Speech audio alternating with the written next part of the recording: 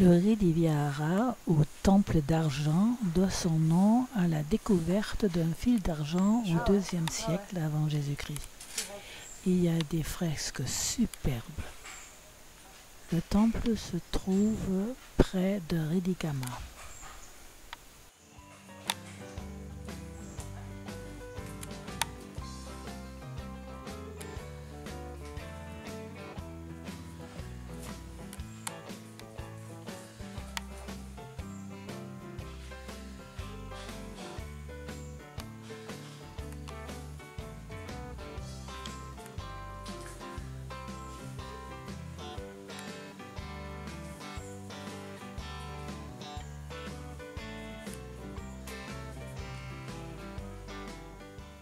Petit lézard aussi venimeux qu'un cobra.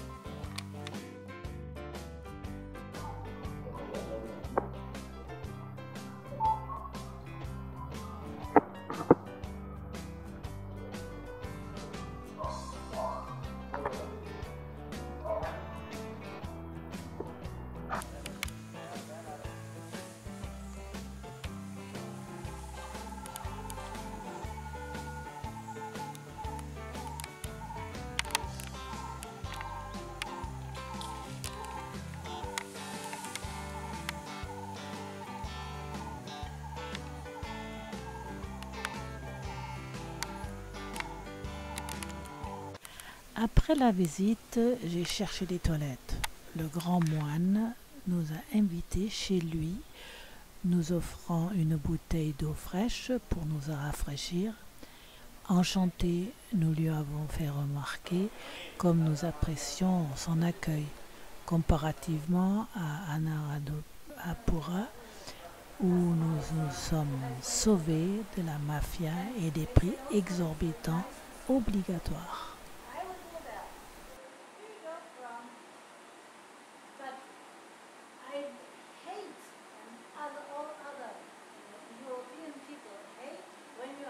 En faisant pipi, j'avais également l'occasion de voir leur logement spacieux avec une grande terrasse et une vue sur la nature.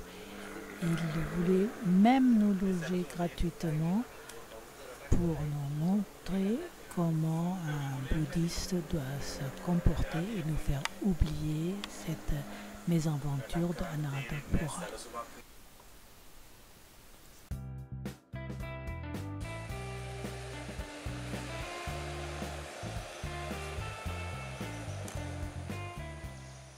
C'est ici que 2 siècles avant notre ère, une équipe de 500 moines transcrivit sur feuilles de talipo des textes bouddhiques qui furent détruits en 1848 par les Britanniques. Actuellement, les moines tentent de reconstituer ce qui a pu être sauvé.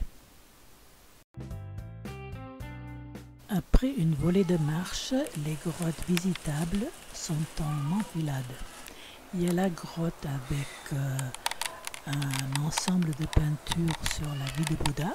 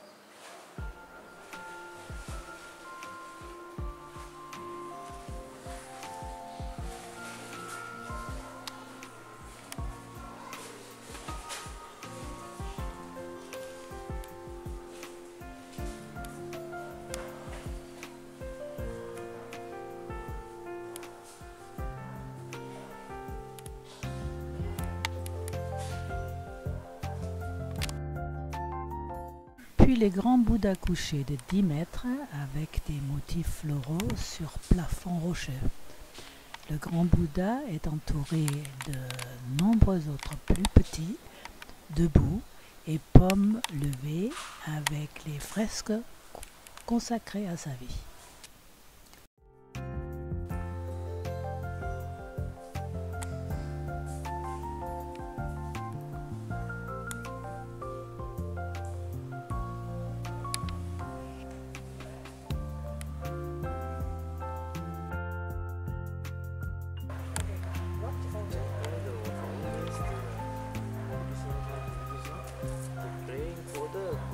For the sky and nature, the people are believe because the oil lamp is will put inside, the color and the dark, everything is spoiled.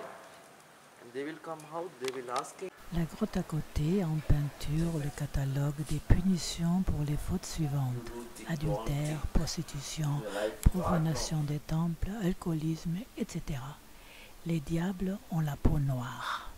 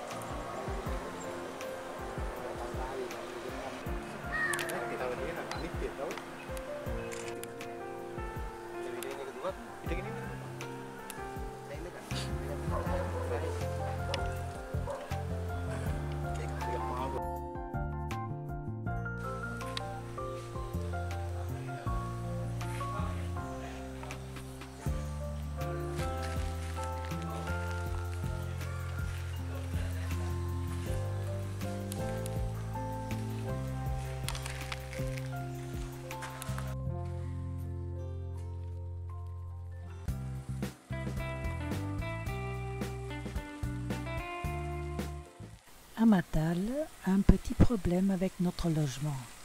Puis finalement, un tuk-tuk nous guidait à notre Riverstone Inn Homestay, situé dans un quartier calme et très vert, avec un couple très gentil et une chambre spacieuse. C'était parfait, avec un petit déjeuner excellent.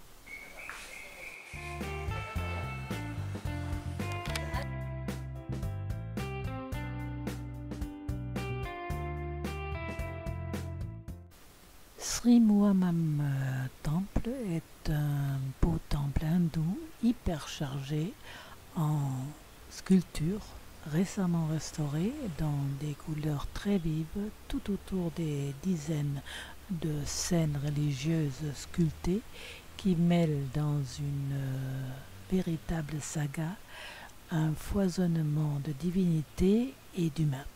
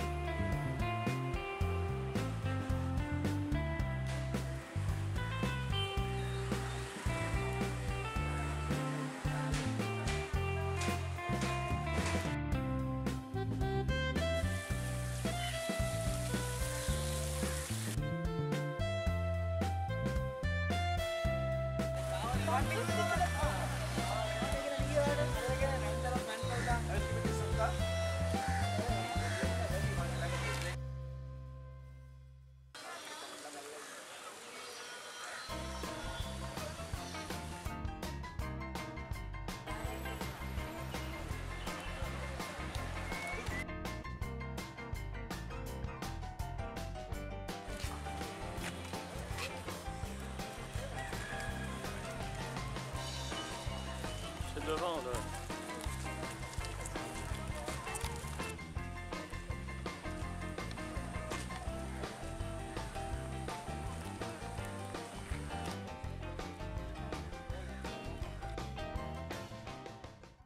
Le temple de la danse se compose d'un ensemble de bâtiments à l'intérieur d'une vaste enceinte cernée de hauts murs.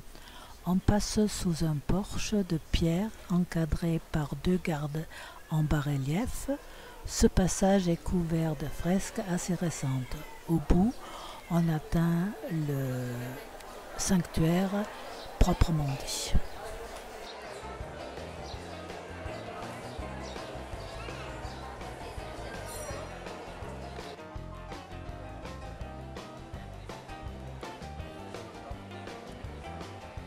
Un tabernacle contient le reliquaire de l'Adam. Il suffit de suivre la foule. Tous les jours se déroulent 3 cérémonies de 1 heure chacune. Dans la chambre sacrée où est conservée la dent du Bouddha, mais on ne la verra jamais, car elle est dissimulée sous un reliquaire qui se compose de 6 coffrets d'or en forme de dagoba, s'emboîtant les uns dans les autres et dont la richesse augmente à mesure que le format diminue.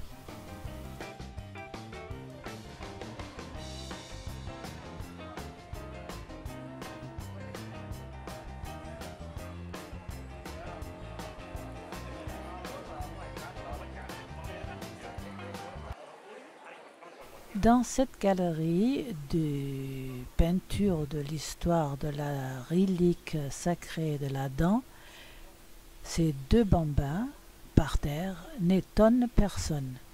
C'est trop mignon.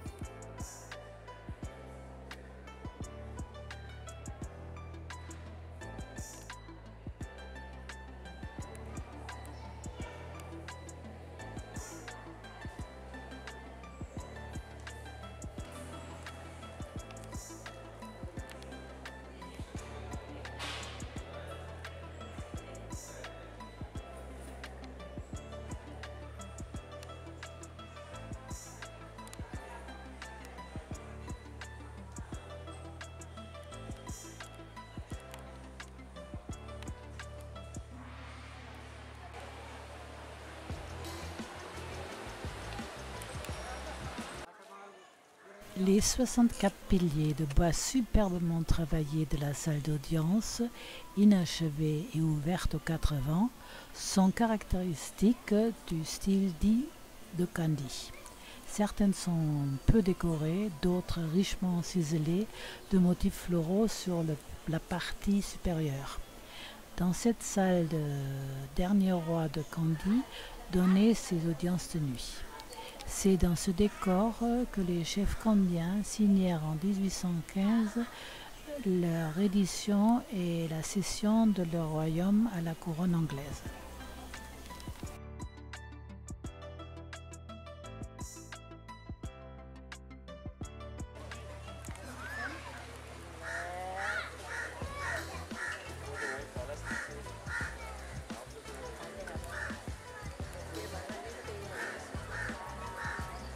On a créé un petit musée pour Raja, cet éléphant mort en 1988 à l'âge supposé de 75 ans.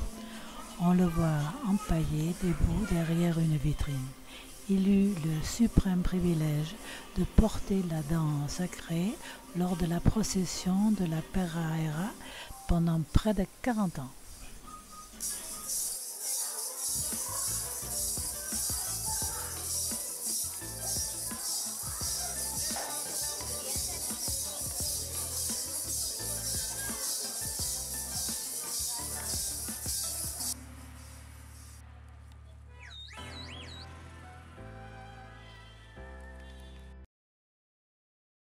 Malgré la pluie et le brouillard, nous montons pour visiter le Bhairavakanda Vihara avec son grand Bouddha géant blanc, offert par les Japonais, qui repose majestueusement au sommet de la colline.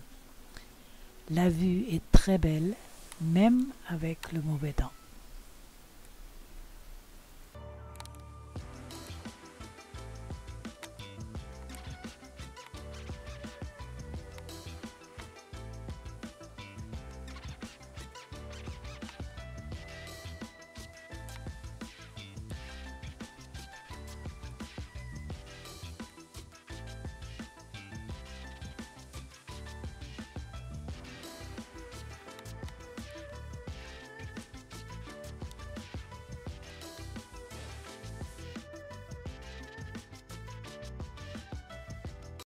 Nous arrivons sous la pluie à notre Bethel Rest Homestay.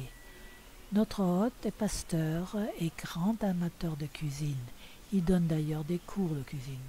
Et sa femme fait des massages.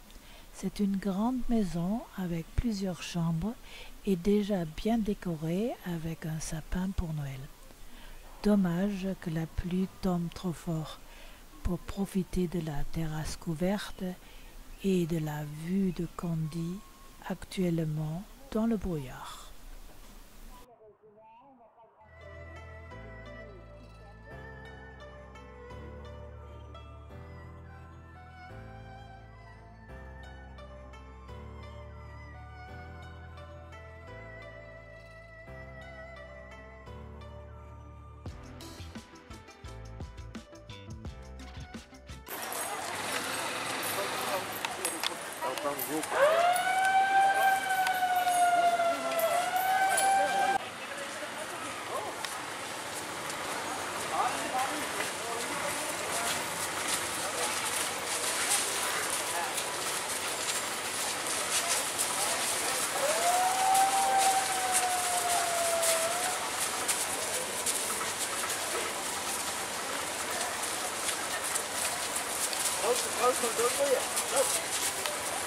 Après, ils vont venir dessus.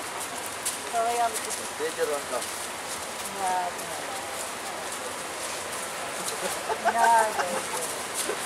I like it. And they feel that I like it. They couldn't know. Des grands coups de sirène annoncent l'arrivée des éléphants de l'orphelinat pour le bain dans la rivière. L'orphelinat des éléphants, géré par l'État, a été créé à l'origine pour protéger les éléphants abandonnés ou orphelins. L'orphelinat abrite quelques 80 éléphants de tous âges. Les pachydermes sont bien traités, les éléphants sont soignés par leur cornac qui veille à ce qu'ils soient nourris à des heures régulières et qu'ils ne provoquent pas d'accident. Les animaux se déplacent librement dans la réserve et sont conduits donc tous les jours à la rivière proche pour le bain de 10h à midi et de 14h à 16h. Les repas ont bien lieu à 9h15, 13h15 et 17h. Par contre, il ne faut pas oublier que le contact avec le public est un énorme facteur de stress. Donc, il faut les aimer de loin, ou que c'est dommage. Je les adore.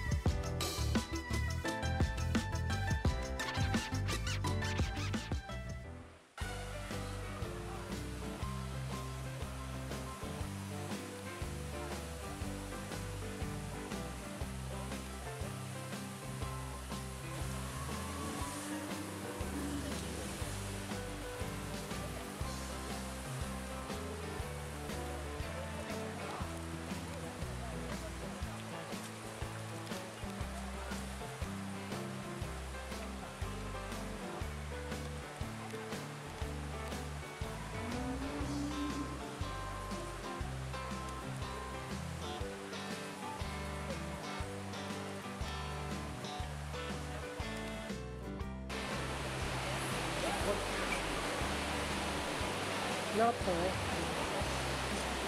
Allez. Ramasse bien et t'as pas rajouté. Voilà. Bon. Alors, je vais voir ton copain.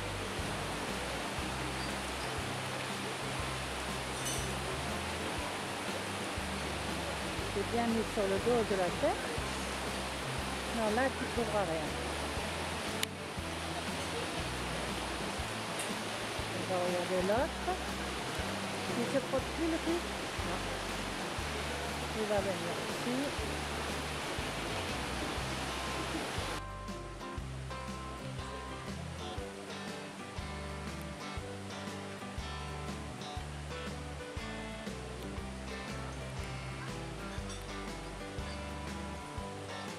Ah, que c'est bon le bain. Ah, que c'est bon. Je sais pas ça encore un petit peu. Ouais, ouais. C'est comme les gosses. C'est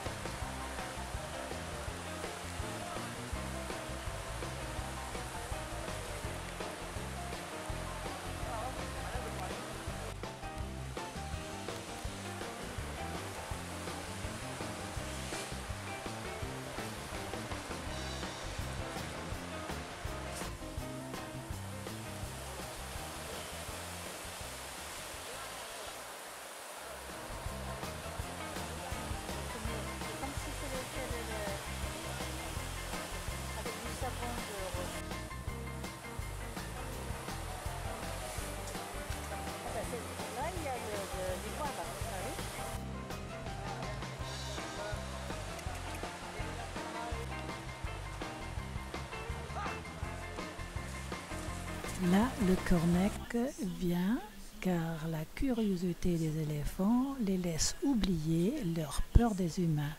Donc cela pourrait être mal interprété et comme nous sommes tous tentés de caresser ces animaux, il vaut mieux les éloigner assez pour éviter un accident.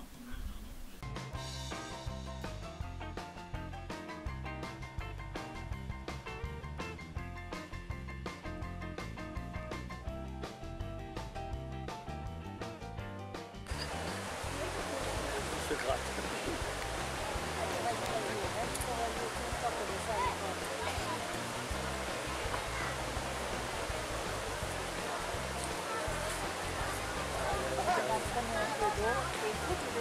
Ah, c'est parce que l'autre il arrive.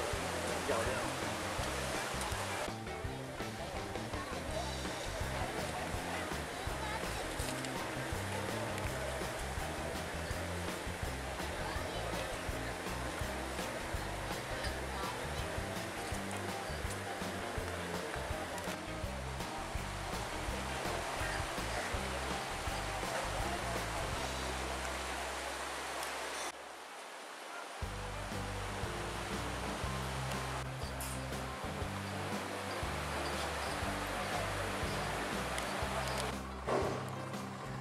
C'est les retraités éléphants. Ouais, peut-être.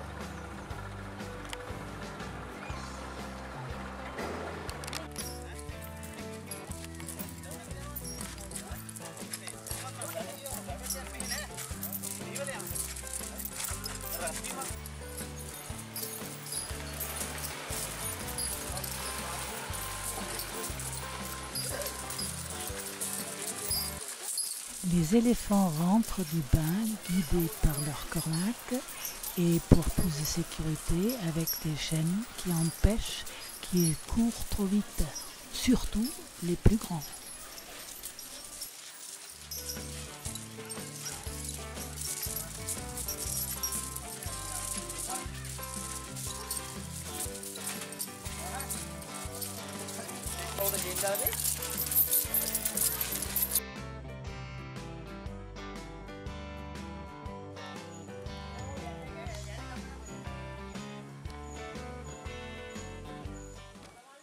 Lega dalla Degna Temple, la plus grande structure en pierre de granit du Sri Lanka, construite au XIIIe siècle, nichée parmi les montagnes, sur un rocher à environ 100 mètres de haut. Une volée de marches taillées dans le rocher mène au temple. Les gigantesques piliers de pierre du temple sont décorés de magnifiques motifs floraux. À l'entrée du temple se trouve un dagoba construit sur une dalle de roche à 5 mètres au-dessus du sol. Le dagoba est abrité par un toit soutenu par 4 piliers. La maison de l'image est construite sous le dagoba.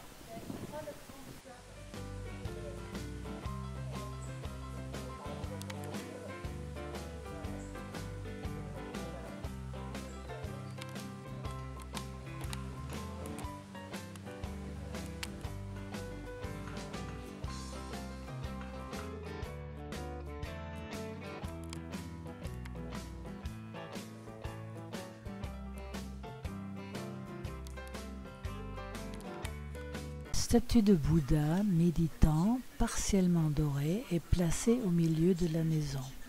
De chaque côté de la statue de Bouddha se trouvent plusieurs autres statues en position debout. La dagoba principale et la maison de l'image sont accompagnées de 4 autres maisons de l'image et dagoba et les quartiers d'habitation des moines.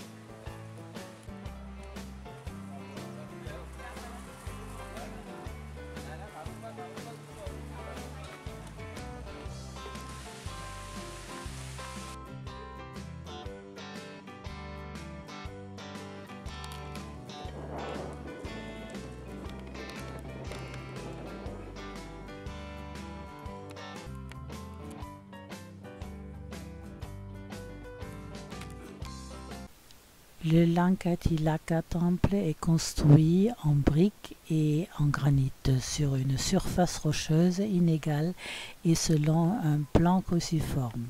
Un escalier taillé dans la roche mène à l'entrée principale du temple. De chaque côté de l'entrée, on trouve des gajasimas et des gardes sculptés. À l'intérieur sont peints sur les murs et le plafond les 24 Bouddhas qui ont précédé Siddhartha Gautama. On trouve aussi une statue colossale de Bouddha assis sous un bel arc de dragon. Le temple a été construit en 1344 sous la dynastie des Gampola. C'est un temple carré tout blanc à 3 niveaux de toit et à double face avec 2 entrées différentes. Celle de devant est hindouiste, celle de derrière bouddhiste. La cohabitation des 2 religions dans un même lieu s'explique que le roi Gampola était bouddhiste et sa femme hindouiste.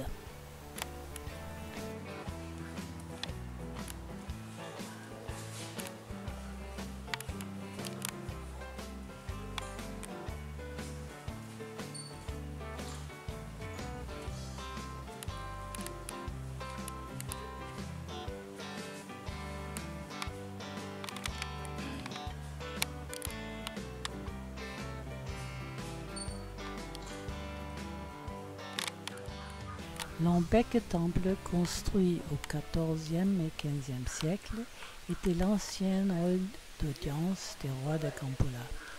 De magnifiques piliers de bois sculptés supportent une hall au fond de laquelle se trouve le sanctuaire gardé par 2 tigres. Il y a 32 colonnes dont 25 possèdent leur décor original, les autres ont été restaurées. À l'origine, le temple était censé d'avoir 3 étages. Aujourd'hui, il ne compte qu'un seul. La salle du Devalaya est appelée Dikji ou Evisi Mandapaya, pavillon du batteur, en honneur du batteur grâce à qui le roi Vikramabahu III avait construit le temple. D'après la légende, le batteur avait eu le dieu Kataragama qui lui apparut dans ses rêves en le rassurant qu'un miracle se produira et qu'il pourrait continuer chez lui à payer son hommage au dieu en jouant de son tambour. Peu de temps après, un jardinier coupa un arbre kadura qui se mettait à saigner. Donc le batteur comprit que c'était ça le miracle et il se rendit au roi pour lui raconter tout.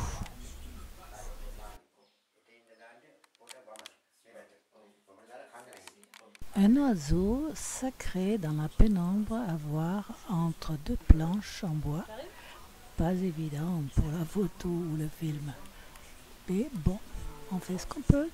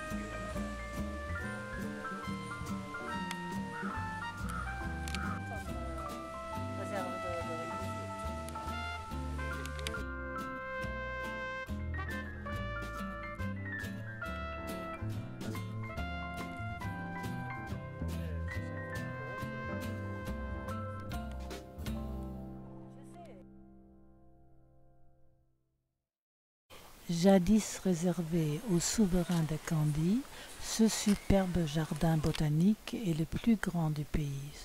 Son origine remonte au XIVe siècle, lorsque le roi Vikramabahu III fit bâtir ici une résidence royale que fréquentèrent ensuite ses successeurs.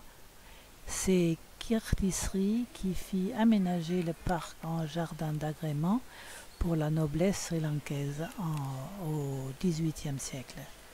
Ce sont évidemment les Britanniques qui, en 1821, le transformèrent en jardin botanique. En 1824, le gouverneur Edward Barnes y planta les premiers plants de thé. Aujourd'hui, occupant 60 hectares, c'est l'un des jardins botaniques les plus célèbres du monde. Il renferme une belle collection d'orchidées et une majestueuse avenue de palmiers. Autre curiosité, les gigantesques figuiers de Java sur la pelouse couvrent 2500 mètres carrés et forment comme un dôme. Les jardins aux épices possèdent toutes les variétés du pays.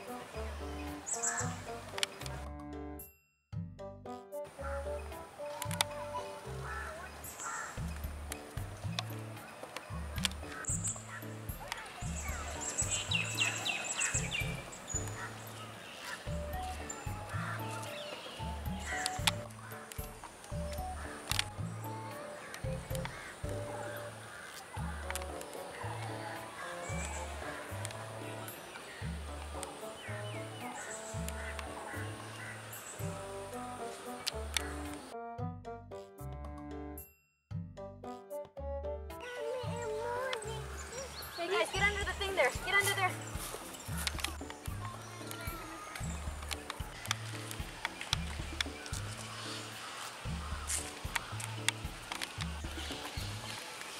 Les curieuses racines d'un Securitaca volubilis courent au sol dans l'allée centrale. Il y a aussi un fût qu'on utilise comme vernis.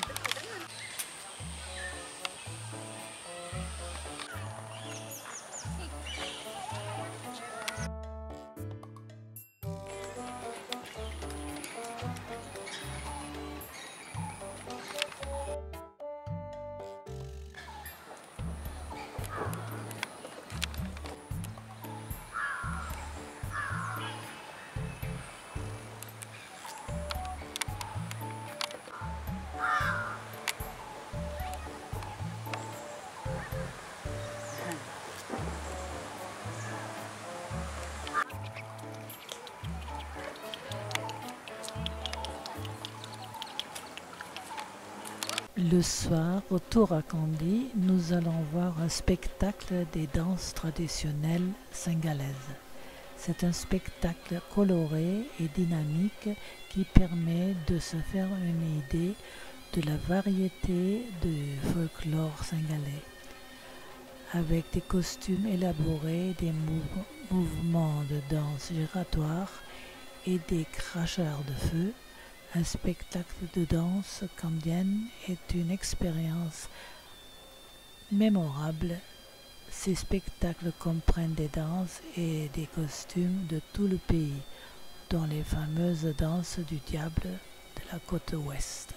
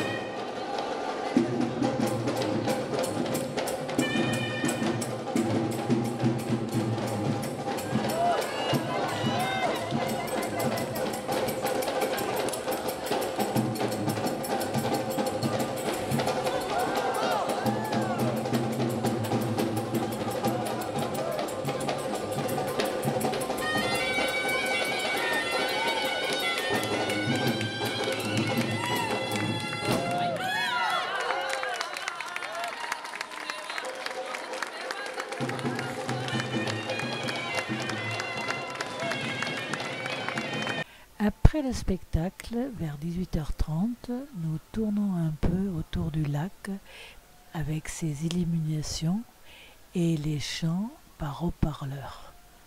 Dommage, cela fait un peu trop de cacophonie.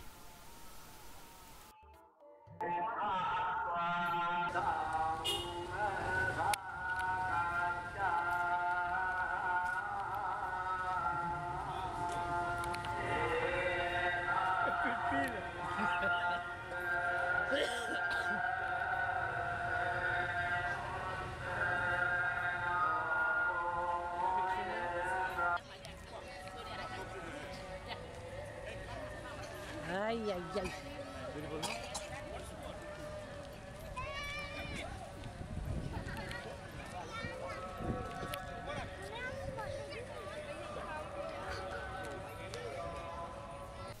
Nous allons voir El Gazfouli, sympa et surréaliste. Cet hôtel-restaurant, galerie d'art est surprenant, mais ayant notre homestay, nous voulions juste boire un verre et découvrir cet endroit. Une jolie musique ambiante, mais le service se fait trop attendre. Et vu les prix de la carte, nous partons après avoir capturé un peu l'ambiance par la vidéo.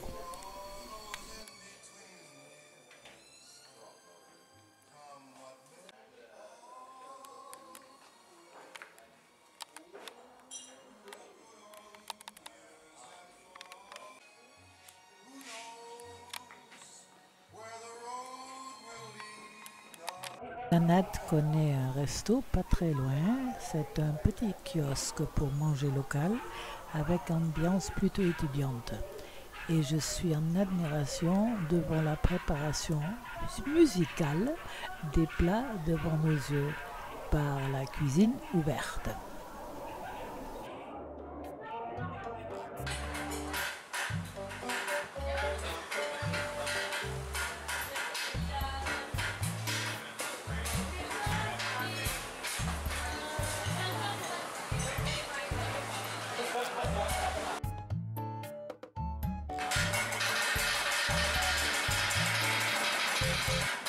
En partant pour Nuraba Elia à la montagne le lendemain matin, nous croisons le train pour Colombeo.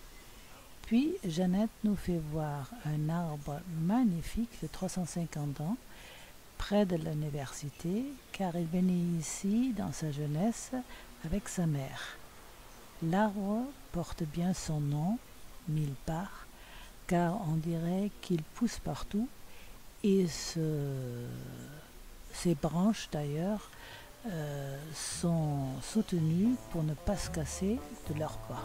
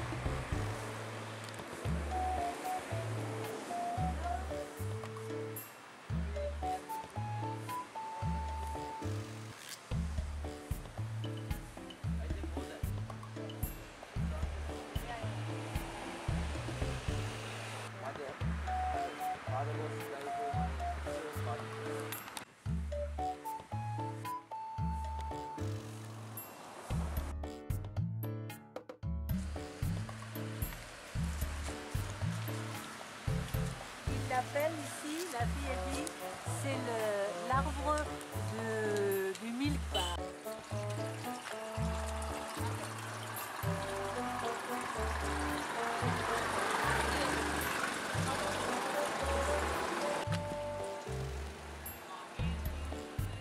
Regarde les clémentines oranges.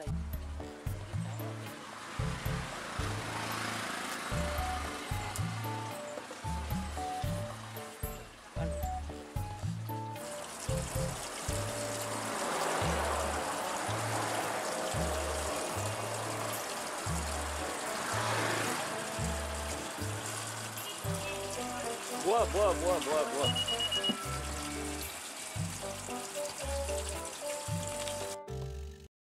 Les plantations de thé tout autour, des vues féeriques, les cascades qui invitent de s'aventurer sur des chemins d'accès assez costauds, la visite d'une fabrique de thé et ses machines nous donnent faim pour profiter de notre ravitaillement acheté au bord de la route pour les manger sur les plateformes d'observation des chutes de Ramboda.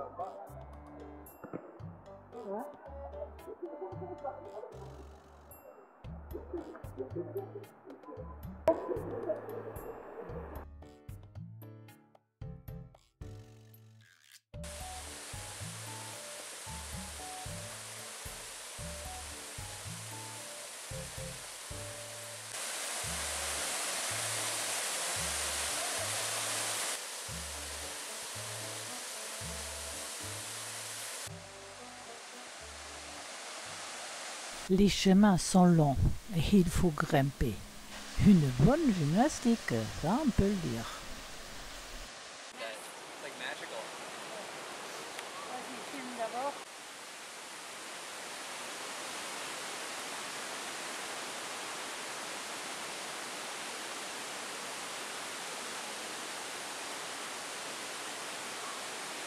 Et encore des marches.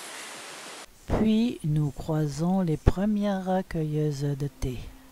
Nous avons déjà la vue sur Nurajava Elia. Mais nous voulons essayer comment il faut cueillir le thé. Alors nous essayons de donner un petit coup de main. Les femmes sont très gentilles et nous comprenons beaucoup mieux leur dur travail et aussi la rémunération misérable pour ce travail. Mais elles ont le sourire.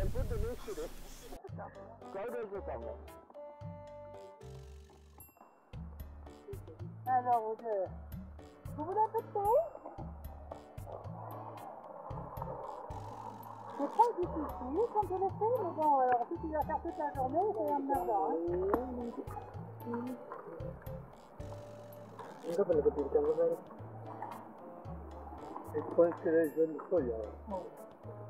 Hop, c'est fait. Ça.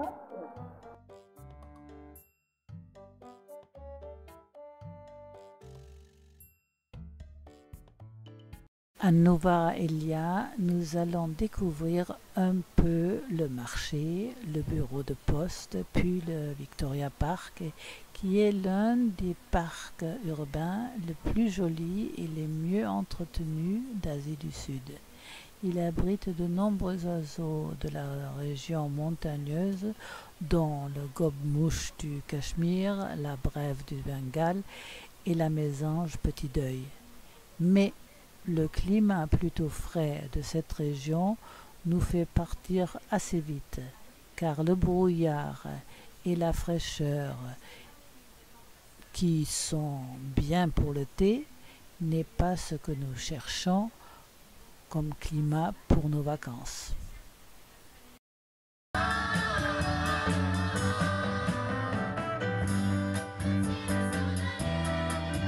Le cœur du village de Nova Elia, avec ses chansons de Noël, nous fait penser à la saison froide en France. Et nous sommes contents de trouver des épaisses couvertures dans notre lit du Vishna Rest House pour cette nuit. Voilà, là je filme. Nova Elia,